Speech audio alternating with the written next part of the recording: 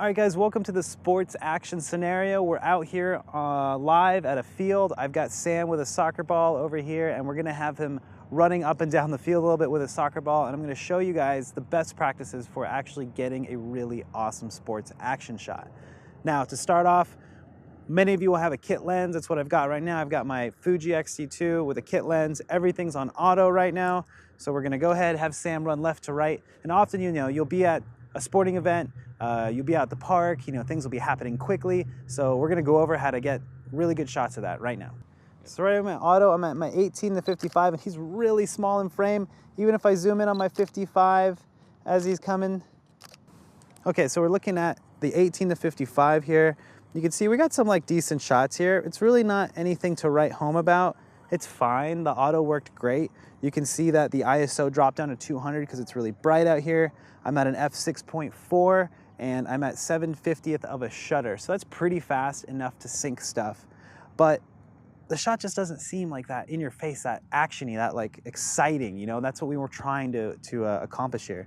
So the first thing I'm gonna do, and this is kind of a budgetary thing or renting a lens, but I'm gonna find a longer lens, a telephoto lens, so that I can sit on the sideline and I can get right up and see the face, see the expression, see the action. I'm gonna be right in there. You really wanna do that with a telephoto lens. So that's the first thing we're gonna do, and I'm gonna jump over to that right now.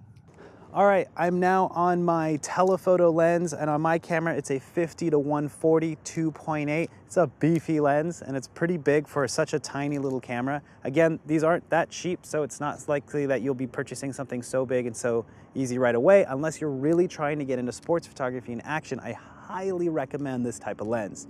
So I'm gonna go ahead and zoom in at 140. Everything's at auto, and we're gonna have Sam run back towards us, and let's see what that looks like. You ready?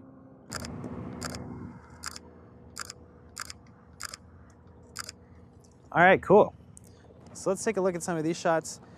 Now it's a little blurry, everything's really in focus. The closeness works out a lot better. We got a lot closer, that looks really awesome. Now what's the next thing that we can do to make this look better? Since we're on auto, the camera is evaluatingly exposing everything, and it's giving me an ISO of 200, an f-stop of 5.6, and a shutter value of 800th of a second.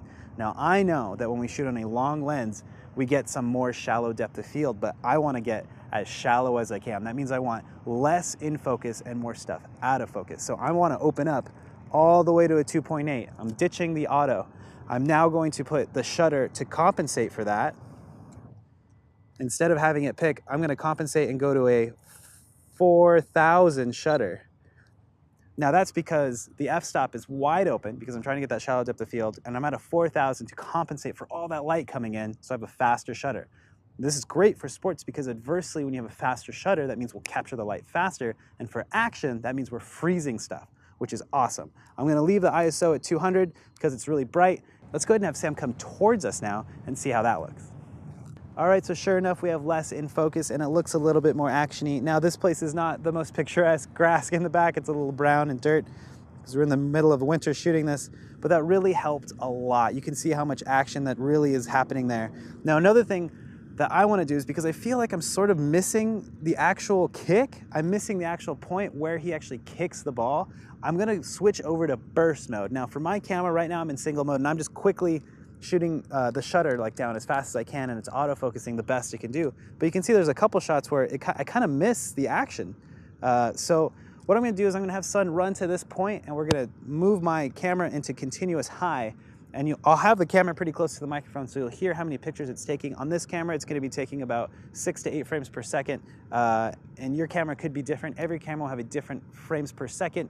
Now, if you're gonna be shooting sports or shooting any other action, you're probably gonna wanna look into getting a camera that has a higher frames per second rate. And oftentimes, some cameras have vertical grips, add extra batteries that'll let you boost up the amount of frames per second. I think with this camera, if I put a vertical grip on, I can up my frames per second because it adds more power and it distributes evenly. So first, let's have Sam run towards us. We'll hold down the button for a little bit, and then we'll have him post up and we'll have him kick a ball. Great. All right, so one of the crazy things about this burst mode is sometimes it'll miss focus. It'll be faster than the autofocus is on this lens. But you can see here how we got this sequence of Sam running, and then for some reason his foot kicks the dirt, and you see all that dirt flying up. That's a product of a fast shutter. The background's blown out of focus. That's the product of the 2.8. And the burst mode, we can really see the sequence from when he begins, starting right here. Here he comes. You see the ball, you see him kick the dirt, he almost falls. Would have been great if he fell, right? Let's try the burst mode in another situation where we're just static and we're waiting for action to actually happen. We're counting it down. So what I'm doing now is to test burst mode out, I'm having Sam set the ball down. Now what I'm gonna do with autofocus is I'm gonna autofocus on the ball. I'm using my joystick to move my square over to where the ball is so it stays there. I'm setting up the shot. And now I'm gonna, on 3, have Sam go and kick it, and I'm gonna hold down the burst mode. You can see the sequence that we get, it's gonna be awesome. I'm also gonna zoom in at 140 because I wanna see the foot kicking the ball, and I think it'll be a really cool shot. Ready, Sam? Yeah. Okay, on 3, ready? 1, 2, 3. So check out this sequence, let's rewind. We're zoomed in quite a bit, and as you can see, we're looking at the ball, focused on the ball. Here comes Sam, we get 1, 2, bam. Oh, see, we weren't even fast enough to see the actual impact. We just see ball, no ball.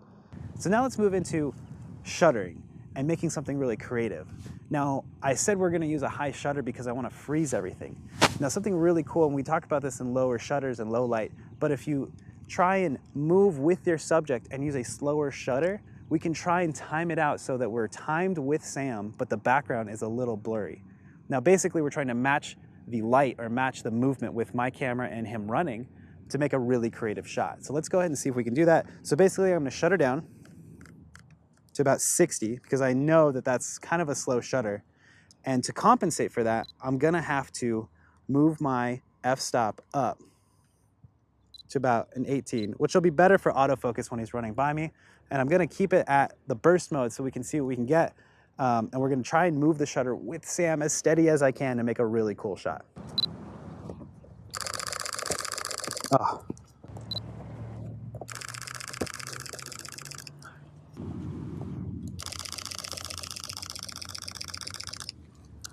So let's go ahead and take a look at both these sequences. Now, I'm not gonna lie, this is actually something that's really hard to do, and I usually do it with cars more often than people.